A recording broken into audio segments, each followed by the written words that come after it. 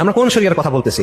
আমরা ওই শরিয়ার কথা বলতেছি যেটা পিতাকে নির্দেশ দেয় তার সন্তানের প্রতি স্নেহশীল হইতে, যেটা সন্তানকে নির্দেশ দেয় তার পিতা মাতার সেবা করতে বৃদ্ধ বয়সে, যে বয়সে আমাদের সমাজে আমরা গিয়ে কি করতেছি এখন, বৃদ্ধাশ্রমে গিয়ে দিয়ে আসতেছি।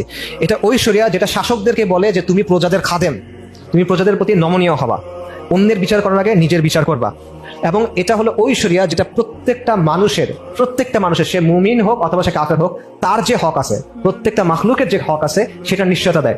আপনারা এই ঘটনা শুনছেন যে আব্বাসী খলিফা মুতাসিম বিল্লাহর সময় একজন নারীকে সীমান্তবর্তী প্রদেশে রোমানরা ধরে নিয়ে গেছে, এবং সেই মহিলা তখন চিৎকার করে বলছে ওয়া মুহতাসিমা, যে হে মুহতাসিম, এরকম। তখন রোমানরা হাসতেছে যে তুমি কি মুহতাসিমকে ডাকতেছো, তুমি কি মনে করছো সে এখন এখানে আসবে, তুমি মনে করতেছো যে মুহতাসিমের সাদা কালো ঘোড়া আছে, সেই ঘোড়া করে সে এখন আসবে। এই খবর যখন মুহতাসিমের কাছে পৌঁছাইছে, মুহতাসিম বলছে লাব্বাইক। মুহতাসিম বলছে সৈন্যবাহিনী প্রস্তুত করো, যে সৈন্যবাহিনীর শুরুতে থাকবে 4000 ঘোড়া, সাদা কালো ঘোড়া। কেন সাদা কালো ঘোড়া? কারণ ওই রোমানরা বলছিল যে তুমি কি মুহতাসিমকে ডাকতেছো, তুমি মনে করতেছো মুহতাসিম তার সাদা কালো ঘোড়ায় চলে আসবে। এই কারণে মুহতাসিম বলছে যে একটা বাহিনী পাঠাও, যে বাহিনীর শুরুতে 4000 অশ্বারোহী থাকবে, সবাই সাদা কালো ঘোড়ায় থাকবে, তাদের সামনে আমি থাকবো।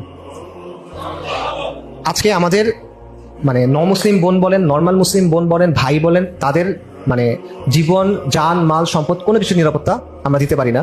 কারণ আমরা আল্লাহ আজ্জা ওয়া জাল আমাদেরকে যে সম্মানের পথ দিয়েছেন সেটা ফেলে দিয়ে আমরা লাঞ্ছনার পথ, জিল্লতির পথ, অপমানের পথ ফলো করে যাচ্ছি।